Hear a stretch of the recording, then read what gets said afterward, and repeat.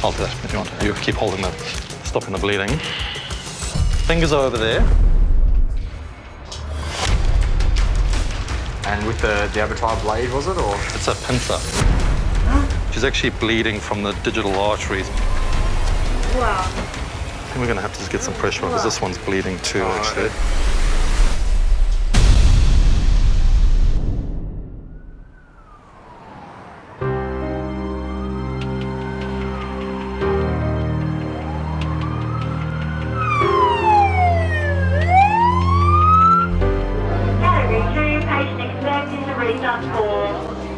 I'm just going to go to resus 4.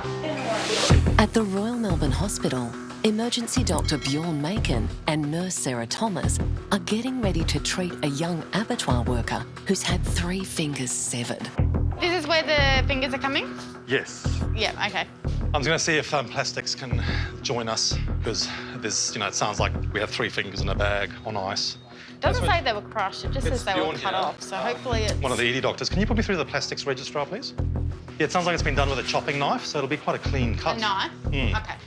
We're lucky that we've got a plastic surgical team that could potentially even think about reimplanting the fingers, although realistically, I don't think they often take, and we need to obviously try and achieve the optimum result here, so that's what we're going to try and do. 33-year-old Juju is rushed into the trauma bay by paramedics who have her amputated fingers, which were collected by quick-thinking workmates. We'll grab those off of you.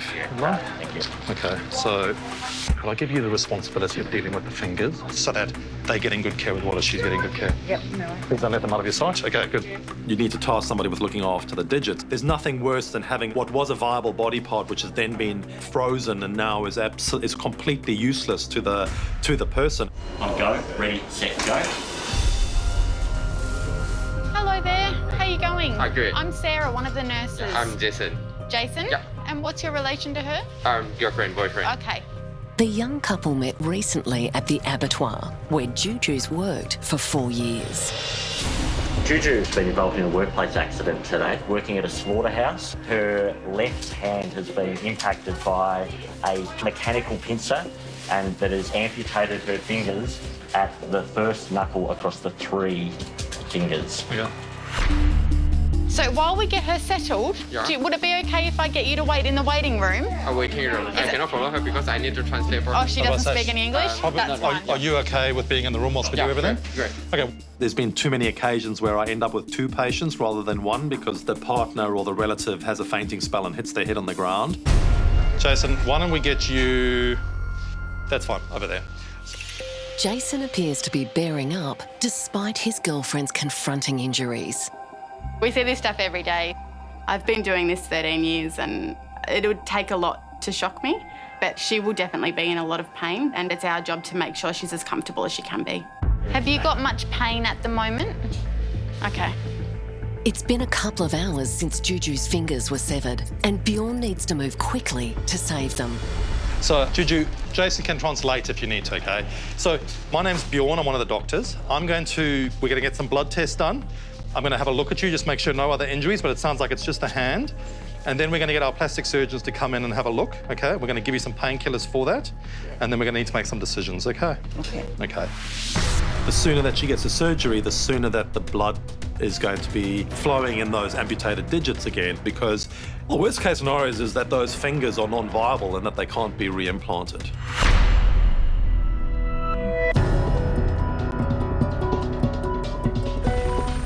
Ambulance is coming in to land on the hospital roof, carrying senior emergency doctor Emma West's next patient.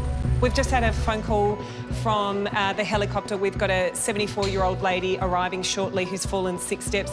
She's unconscious, she's on a breathing tube, so we'll see what that's about.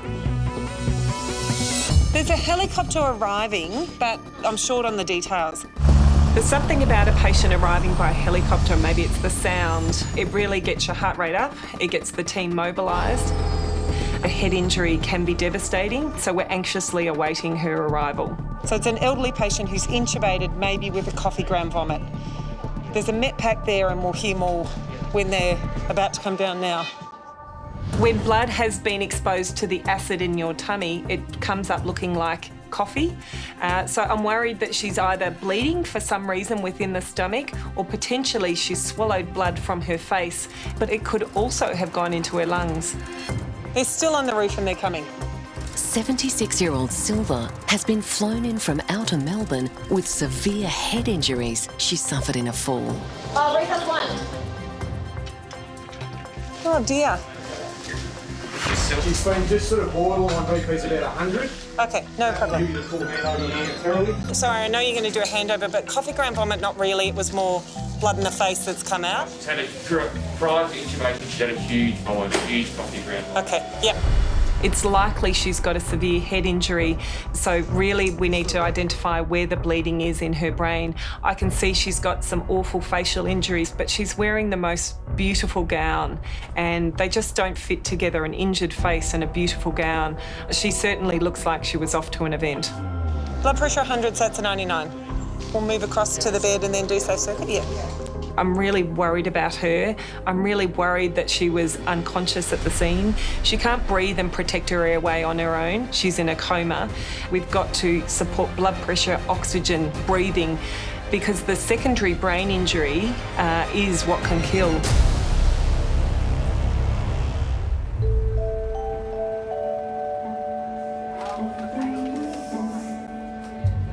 Make a trauma alert. Senior emergency doctor Jonathan Papson has been at the Royal Melbourne Hospital for over 2 decades. So we've got this great system where we write up what's happened to the patient. So everyone knows when they all turn up. There's only one problem with that system. Nothing to write with. You can't beat a bit of paper or a pen to write things down, especially when you're in a hurry. As a veteran, Dr. Jonathan has seen a lot of change in the emergency department. Got this super high-tech trauma system, computerised stuff, helicopters flying in 24 hours a day, but we haven't got a pen to write things down with, which is a shame. Oh, here it is. So fall down 4 steps, head strike, GCS 10. Over in Resus Bay 1, Senior Emergency Doctor Emma West is in charge of the team treating a critically ill woman injured in a fall. From Brisbane, here with her sister on holidays in Dramana. 76-year-old Silva was on the way to her nephew's wedding when she fell. She's just been flown in with a life-threatening head trauma. Today she was witnessed at approximately 11:45 to have a fall down 4 steps, isolated head strike, episode of unconsciousness for about 3 to 5 minutes, intubated, ventilated. It never ceases to amaze me how such a minor injury, something like tripping on a set of stairs, can lead to such a devastating injury. We know that patients that arrive as unconscious as Silva is, that they can potentially die from fatal head injuries. So I'm really worried about her. In terms of her injuries, she's got obviously that quite swollen right eye. And it's sort of the left occipital region, I think, where she's got quite a large hematoma as well. I'll go and help them. Friend and colleague Dr. Jonathan Papson is on hand to assist Dr. Emma. Do you know about any anticoagulants? Unsure about medications or allergies, but she's diabetic and she's got sleep apnea. Sleep apnea, no problem. If Silva is on a blood thinner, that poses an extra challenge. That means that she's more likely to bleed heavily. If she's bleeding heavily on her brain, that's a real risk to her life. I'm happy with airway, and let me just have a quick listen. Have you done anything with the ultrasound machine today? It was in Resus 2, a cubicle. You reckon? I don't know which one. If no one else is going to get the ultrasound machine, I'm going to go and get it, because that's how important it is. We can tell what's going on with breathing, with the lungs, with the heart, with the abdomen. We can get a ton of information from an ultrasound. Okay, sats are 100%, end tidal 34, blood pressure's being cycled. It's so busy all the time that things go missing. Pens, pillows, stethoscopes, people's dentures go missing. You can imagine in the heat of the moment, we've got to take people's teeth out, put them somewhere. Yes, we saved your life, but by the way, can I have my dentures back? That's called persistence. Excellent. So team, we're worried about a primary head injury. So fall 4 steps, head strike, GCS 10 and then 7, then intubated. She's had a coffee ground vomit in and around it, and it might be because of a face injury. So what we'll do is we'll just make sure everything's okay from a other injury point of view. So Jonathan, you're doing a fast. Fast just sounds cool, but it's a quick scan to have a look for bleeding in certain parts of the abdomen. The emergency team need to rule out any other hidden injuries. And then if everything's okay, then we will try and get to CT to figure out about a head injury. In a trauma, everybody has their roles. It's like a beehive, I guess. Everybody's in and out doing different tasks. Jonathan and I have worked together for quite a long time. He's an excellent clinician. I really value his support. He's often quietly standing behind the curtains and will pop in just at the moment that I need him to, and he has with Silver. The head is what I'm worried about. I won't be surprised if she gets a scan of the whole body. Emma and I, we have a natural banter between ourselves, but we do have each other's back because you can't just work solo in emergency. So our plan is to try and get to scanner if we can't find any other injury. Dr. Jonathan is looking for life-threatening bleeding in Silver's stomach. Negative. Negative, fast. Having found nothing suspicious on the ultrasound, Dr. Emma hopes the CT scan will reveal the extent of Silver's head trauma. Oh, hello, this is Dr. Emma West at Royal Melbourne Emergency Department. Emma makes the difficult call to Silver's sister to break the news of her critical condition. She's very unwell, I think, unfortunately. Oh, dear. She came for the wedding. We'll get some results and we'll give you a call shortly. Okay, bye. Flown down for this lady's son's wedding. Oh, yeah. I know. So I haven't told her because she doesn't know whether to go to the wedding or not.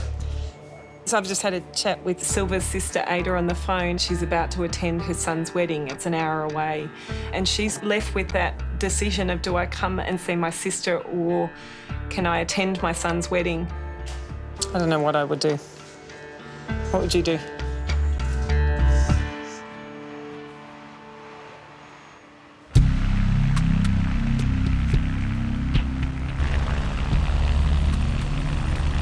It's approaching sundown and another chopper is landing with a new patient for the emergency team. Oh, what time is it? 7 o'clock. Yeah. Feels like it's already like 9 o'clock or something. Emergency Dr. Michelle Thornhill grew up in Trinidad and Tobago and was inspired by her grandfather to become a doctor. When I was 7 years old, I had a puppy that was unwell. And I saw my grandfather looking after the puppy. And I thought, wow, I want to do that with humans. Nearing the end of her shift, Dr. Michelle's next patient is arriving by helicopter. He's a 30-year-old cyclist who's been seriously injured. A gentleman who was coming from Echuca, fall from a push bike, not wearing a helmet, and he's got a 30-centimetre headlight with skull on view. When we hear that the skull's on view, it means that the laceration on the scalp is that large and open that you can actually see the skull bone. So we know that takes a significant amount of force, and it's highly likely that the bone is broken or there's bleeding on the inside. Ah, we're here. I'm Michelle, the consultant. 1, 3, 1, 2, 3. So this is 30-year-old Brody. He was out on an electric bike, riding by himself in the bush close to a campsite. And he said that he was going about 60 k's an hour and it's got the wobbles up. He's hit a couple of potholes, got the wobbles up and he's gone over. He wasn't wearing a helmet, but he said when he wasn't sure how long he was on the ground for. Pretty sure I was unconscious because it took me a minute to work out what direction to head back into. Okay. He said that when he got up, he was quite dizzy and disorientated. He couldn't work out which direction he was. The fact that he was unconscious and had a period of amnesia lets us know that the head injury was quite significant, and with blood probably streaming down his face and body, it must have been quite the task to make his way back to camp and find help. He's walked about 1 kilometre back to the campsite. Primarily his pain is in his head. It's my head that really hurts. I can feel this rubbing in my head. Thank you. Do you work? What do you do? Yeah, I'm a concreter. Yeah. Oh, man. Been out in the sun a bit as well, mate. Yeah, just today. Yeah. Last day of camping, we thought, Murphy's Law, last day. Oh no, I can't believe it. Last day as well. Better than on the first day though, right? You Yeah, had a good absolutely. few days. It's good to know that his conscious state is good, but it's in the back of my mind that he might have brain damage. So primary survey? Primary-wise, his ABCs are fine. He's maintaining his own airway. Other injuries, he's got quite a lot of abrasions to the right side of his upper limb and thorax. Yes. Good air entry. And blood on his head, apparently big scalp black. Yes. So I've seen a picture on the paramedics and it's pretty good going. It's massive and stellate and open. In Brody's case, it's particularly dirty because he hit his head on the ground, so there's the potential for bacteria from the trail that he was on. We get quite concerned about infection that can spread to the bone. If the bone becomes infected, it will begin to die. So the team need to stitch up Brody's scalp as soon as possible. I'll get a stapler. I've got some stuff to stitch if we need to. And Okay. hopefully we can get at least... Are you guys able to put me out? Temporary hemostasis. Stick me up. Sorry. Something for pain. Or put me out or something like that. Not too bad, but I just a little bit of anxiety when it comes to Mate, it's a scary time, eh? Yeah. And look, we're not going to do anything without discussing it with you. Of course, yeah. And I understand. I'm a little bit of a hole in the head.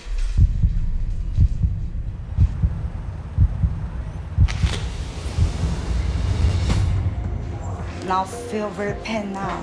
Back in Resus Bay 4, abattoir worker Juju is in agony, awaiting surgery to try and save her 3 fingers severed in an accident at work. Can you tell me how bad your pain is out of 10 at the moment? Oh, I think maybe 7. Yeah, all right. I'll give you something for that pain, okay? Emergency Dr. Bjorn Macon and nurse Sarah Thomas are concerned about Juju's slow heart rate. Really sweaty, huh? Yeah. Juju is very sweaty and clammy because she is suffering pain from her injuries. Her response of her blood vessels in her heart are the opposite of what you would expect in that she actually dilates up her blood vessels, slows down her heart rate, which means that she could faint. I'm going to give you something to help through your drip. It's called fentanyl, okay? It's very strong, and you might feel a little bit of a warm feeling when I put it in, but that's very normal. Juju's boyfriend Jason, who also works at the abattoir, is by her side. How long have you been working there for? 4 years. 4 years, and never had any accidents or anything? No. You poor thing. Pretty scary. No. Not scary? No? You're braver than I am. I think that there is an aspect of shock. She is very calm, a lot calmer than what I would be if I was in that situation, but it may very well have not hit her yet what's actually occurred. So I'm just going to have a quick look, okay? Dr. Bjorn unwraps the bandage on Juju's hand to see the injury for the first time. Now, you don't need to look, okay? I don't want to call. It's okay. I wouldn't want to look either, to be honest. I don't think it's normal for people to look at those kinds of injuries. It's something that takes a bit of practice, even from an ED physician's point of view, to divorce yourself from looking at amputated body parts. I'm just going to have a look at this finger here. The last one, all right. All right. Let's have a look at the thumb. You seem to be dealing with it very well. Okay, I just want to have a look underneath. Turn your hand over. There's a bit of bleeding there. Can you feel me touching you here? You feel that? No. Okay. Our hand is what we have used as human beings to calm our children when they're asleep. We use it to hold the hand of our loved one. It's a vital part of our ability to interact with our environment. And without it, even simple things such as getting dressed, going to the toilet, wiping your bum, those are all very difficult. It's just a little bit of bleeding there. Hi, mate. You've come at an opportune moment. Fingers are over there. We're just going to clean them and put them in a bit of saline gauze and do some x-rays. Plastic surgeon Daniel Keating will try to reattach Juju's fingers. But her hand continues to bleed and has to be controlled before she can go to surgery. I've just taken down the dressing. She's actually bleeding from the digital arteries. We need to have an operation to put the fingers back on for you, okay? I think we're going to have to just get some pressure on this. Any amputation runs the risk of a significant blood loss, so we need to get Juju to surgery as soon as possible.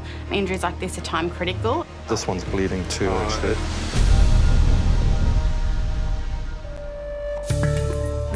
She's a wedding outfit. Her sister's son's wedding is tonight. At the Royal Melbourne Hospital, Senior Dr Emma West is treating critically ill 76-year-old Silver. On the way to her nephew's wedding, she fell down 6 steps and is now in an induced coma.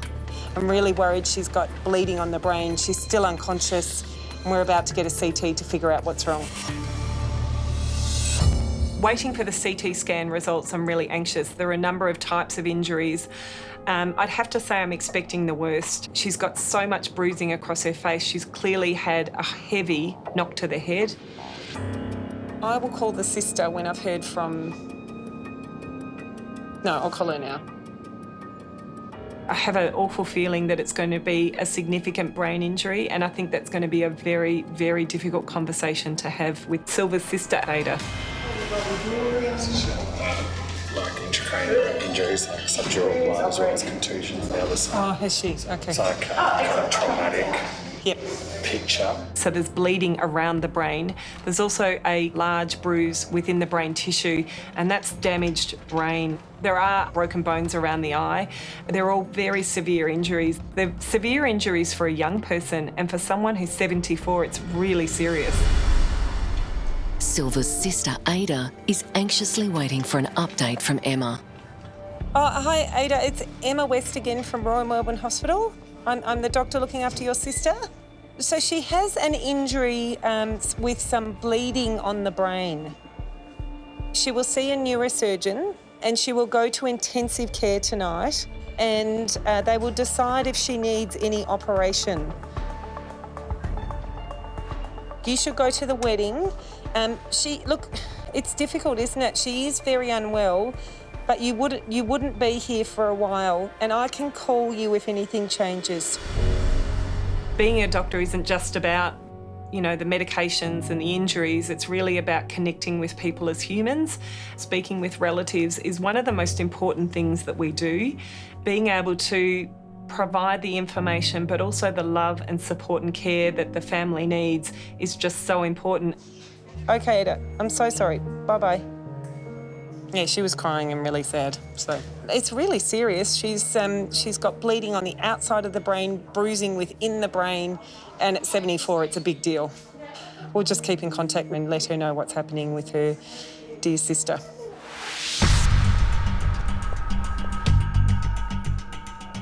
I suggest we don't take that off until we probably get a scan on the head. Across in Trauma Bay 2, Dr Michelle Thornhill's patient, Brodie, is in a lot of pain from multiple injuries. You might need an X-ray my collarbone. Yeah, and I might have done something there, I'm not sure yet. The 30-year-old tradie came off an electric bike while camping with friends. He wasn't wearing a helmet. Brodie has a large head wound with his skull exposed and suspected broken bones. Dr Michelle is ordering an immediate X-ray. So we'll just get the first couple X-rays. Happy to do the full pan scan given the mechanism. Yeah, all right. The X-ray will reveal any broken bones in Brodie's upper body. Back of my head is just really swollen. It's sore. I need to give you something for the pain, okay? Yeah, no worries. You need some antibiotics as well. Yeah. Yeah, I think 2 grams cefazolin and an ADT. I think Brodie's in a significant amount of pain as he comes in, and rightly so with this large open wound on his head. But it's really important to, 1, get that pain under control, and then 2, make sure it's not distracting him from the pain that might be elsewhere that leads us to find other injuries. X-ray. This one, HB is fine, yeah. So nothing obviously displaced. But the thing is, he's my second bike, no helmet fall. Today. Yeah, T1 is also a bike, no helmet fall. What are you doing? I don't know. With no other immediate concerns, Michelle now focuses on the big problem, the gaping hole in Brodie's head. But he's still sore, understandably so, and still very awake. The gash in his head is considered massive, We're used to 5 centimeter, maybe 10 centimeter. His almost 30 centimeters and with a significant head injury. We don't want any delays because if he were to have any significant bleeds, he would probably go downhill very quickly.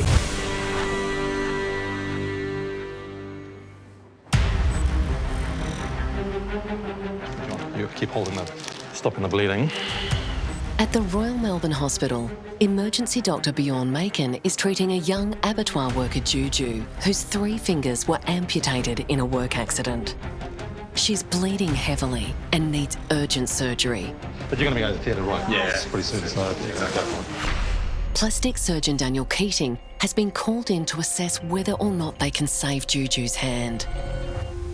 The fingers are completely off, 3 of them, the 3 middle fingers. Yeah. Juju's boyfriend of 2 months, Jason, is translating for her when needed. We need to do an operation to put them back on. Alright. So the operation, it takes many hours. When we do it, we need to connect the arteries and nerves together with a microscope. Sometimes the fingers, it's where it's amputated, it's very hard to find the artery nerve. Sometimes we can't put them all back on, but we'll do our very best. Alright. She also may have some pins in the bone to hold it, or some plates on the bone as well. Okay. I'll let you explain that now. Alright, good.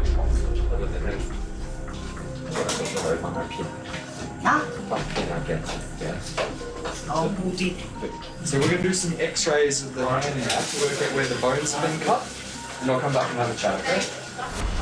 The x-rays are very useful in saying how much bone damage there is and also the location of the cuts in relation to the joints. And we're looking for any signs of fractures, so broken bones. It's a nervous wait to find out the likely success rate of reattaching Juju's fingers. So it's going to be a bit trickier, but because it's a clean cut, she's actually got a pretty good prognosis of putting them all back on. Main aim is just to get the blood supply back into the things. We can try and get as many on as we can. The best we could expect for is kind of 80% of her normal. Juju, I just need to give you some antibiotics through your drip, okay? Nurse Sarah Thomas is preparing Juju for urgent surgery. Feel pretty hot. You feel hot, yeah. That's all the painkillers and the fact that you're in hospital. How's that? Oh, that's fine. Yes, better. There you go. I'll task this to your partner. You reckon he'll be all right to do that? You got it? There's a dry one there if you need it. It's a really important part of our role as nurses to make sure that patients remain calm and that they're reassured because it's potentially one of the worst days of their life. Just shocked and everything just happened. Just shock, yeah. All happened really quickly, I bet. Yeah. Yeah. You're doing really well, though. Oh, I just worry about my finger will look very ugly.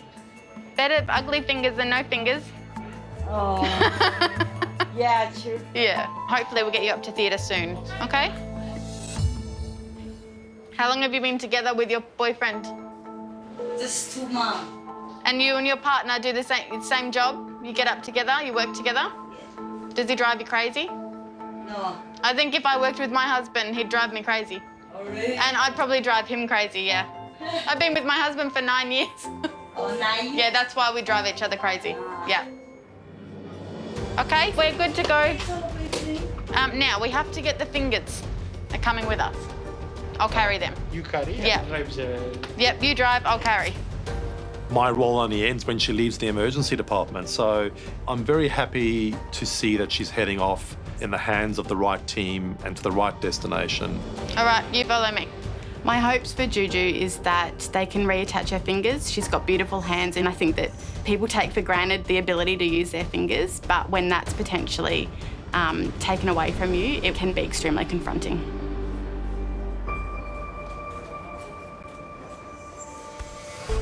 Knock, knock. Hello, Thomas, one of the emergency consultants. Dr. Thomas Rasgar is seeing Aisha, who's brought herself to emergency after a mishap with one of her 14 ear piercings. I had my son on my shoulders and my husband was pulling my son off my shoulders and Yes. he cut it and got stuck to my piercing. Yes. And it was a hard pull, so my piercing's gone through my ear and it's sort of poking up, so I have a hole. Oh, it's really sore. Dr. Thomas sympathises with Aisha's predicament. I used to have an earring. Back in the day. So which one? See that one poking out? Sorry. Have you had some pain medicine? They gave me Panadol and Nurofen. So what should it look like the other side? No, so it was meant to be in here, but it's gone. Earrings sometimes end up in the wrong spot. Aisha has multiple piercings, but there's one area that's bleeding. She's reasonably uncomfortable, so important to get it out without actually torturing her because clearly it's very painful. All right. Should we get you just onto some laughing gas and then just pull it out? I don't think the laughing gas does anything. It does something. We wouldn't give it to you if it didn't do anything. We'll put you onto it and then you can tell me whether you feel a bit more relaxed and happy about things. Aisha has come to the emergency department with her concerned husband, Erkan. So we'll go down this way. Come as well.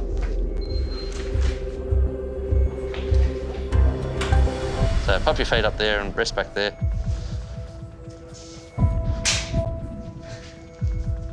Now, you're normally healthy? Have you had children? Yes, I have two. You didn't have the laughing gas during... I did, and that's why I said it doesn't do anything.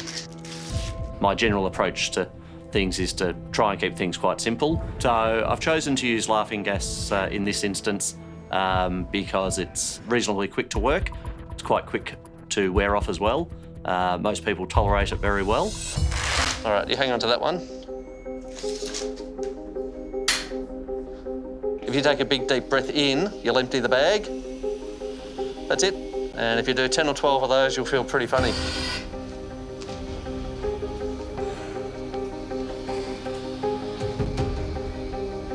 I lost count. Keep going. Is your ear feeling a little different? My ear? Yeah. My ear isn't. No? I thought you said it didn't do anything. No, it doesn't. It's just... I lost count. I can tell you I didn't feel like this when I was labouring. I'm just going to go and get a few things. I'll be back in a minute.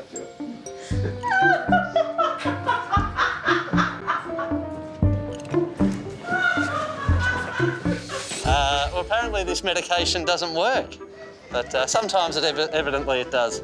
Nitrous oxide acts on the central nervous system and basically just lowers people's appreciation of the pain that they're in. I promise you didn't feel like this when I was labouring. No. No, this is a different gas.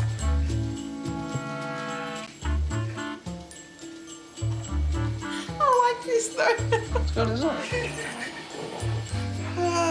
So it's just to make the earring removal tolerable, but there's a hole there where the earring was, which can potentially bleed, and if you get bleeding into that area, you can end up with a rugby player's cauliflower ear. That'd be a terrible cosmetic complication to have. All right, stay on the gas, because when I actually wiggle this out, that's when it'll be a bit sore. Long, narrow, sharp objects can go a long way into body spaces. So what might appear a trivial wound can mask what might be much more significant injuries. There's cartilage in the area, and if cartilage gets infected, that's bad news. I'm just going to give it a little bit of a wipe with some antiseptic. Yep, I can feel it sore. Ouch, that really hurts. So stay on the gas. Hurts. Ouch. Tilt your head over just that way, that's the way. It's really hurting. The earring itself is now under the skin, so I really just have to track through that hole, secure the end of the earring, and then remove it. So it's out. All finished.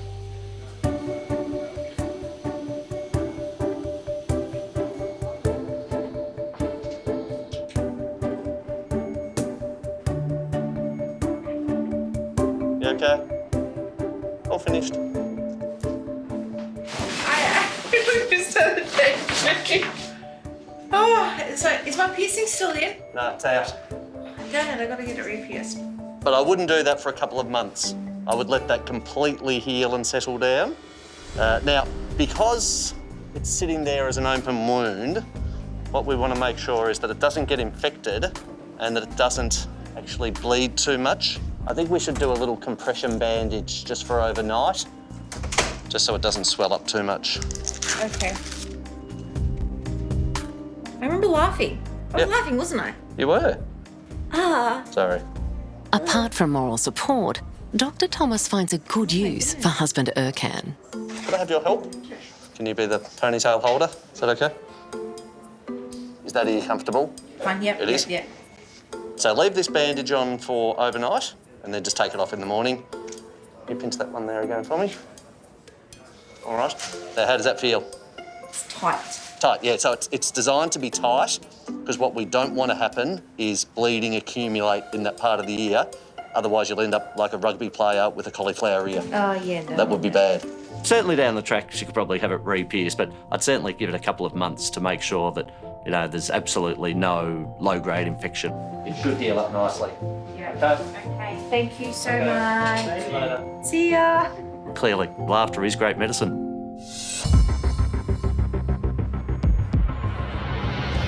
So, Brody, what we're going to do is take down this dressing, have a look, see if we can give it a bit of a wash. Yeah. Back in Trauma Bay 2, Dr. Michelle Thornhill is treating tradie Brody, who came off an electric bike while on a camping trip. He has a deep hole in his head that needs to be sewn up urgently before he goes to surgery. Hi, Brody. Hello. Hello, I'm Lizzie, and over there with from the trauma team. Okay. Trauma surgeon Elizabeth Lockie has Brody's concerning CT scan results. So the scan's showing that you have a good going bruise over your right hip, Yeah. as well as a fracture of the right side of your skull Yeah. with some bleeding underneath. Okay. All right? Where the large laceration is, there's an extensive fracture of the skull, and there's actually a bleed inside the brain. But you will need theatre. Okay, so it looks like I'll have an operation or something. Yeah. Might need to put a few stitches or staples in just to hold it closed temporarily, okay? Before we can get you into surgery. Next task is to open up the bandage, inspect the wound, and do a temporary washout and closure so that there's no further bleeding. I think I landed on my head. Yeah, I think you did as well. Looks like that took the brunt of the injury.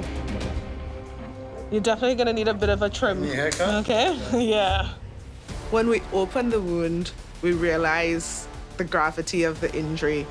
Not only is it very long and extensive, it's also very deep and it's gaping. So because the edges are apart, we can see straight down to his bone. Okay, I'm about to sedate him. No. You lay right there and relax. I just need this arm straightened. You're just gonna feel a bit of a cool rush of the arms, just a bit of saline going through. Yep. So I want you to think of a happy place. Because sometimes that helps you just drift off. Have a nice little sleep. Hopefully you'll wake up with a bandage on your head. How are you going there? Disappearing. Disappearing? Where are you disappearing to? Back to the Murray. Ah. My happy place is always on a beach, usually on a beach in the Caribbean. Nice cocktail in hand, and nice warm breeze swaying the palm trees above. You all right there, Brody? Mm-hmm. Doing really well. Deep breath, stay nice and still. Keep thinking about that river. Nearly there, a couple more stitches. The doctors are stitching Brody's head wound together to keep it safe from infection, but it's not a straightforward procedure. Because the wound is so jagged, it makes it very tricky. It's almost like a jigsaw puzzle, and we have to try to put the pieces back together and line them up. After this, there's definitely have to get surgery tomorrow, yeah? Yes, 100%. I know he still has a long road ahead of him because he definitely needs to have an operation, but he'll probably end up on his bike again. Hopefully this time he'll have my voice in the back of his head saying, "Put your helmet on."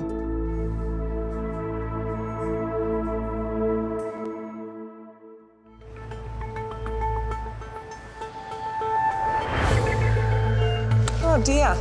Silva had a serious fall on the way to her nephew's wedding, which left her unconscious and on a breathing tube. She was diagnosed with a life-threatening brain hemorrhage and numerous fractures.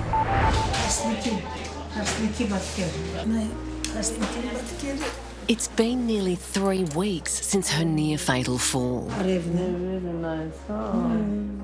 Silva is still recovering in hospital, but her sister Ada is able to visit every day. So thankful she survived. When I see the difference, it's so beautiful. I was very scared to lose her, very much.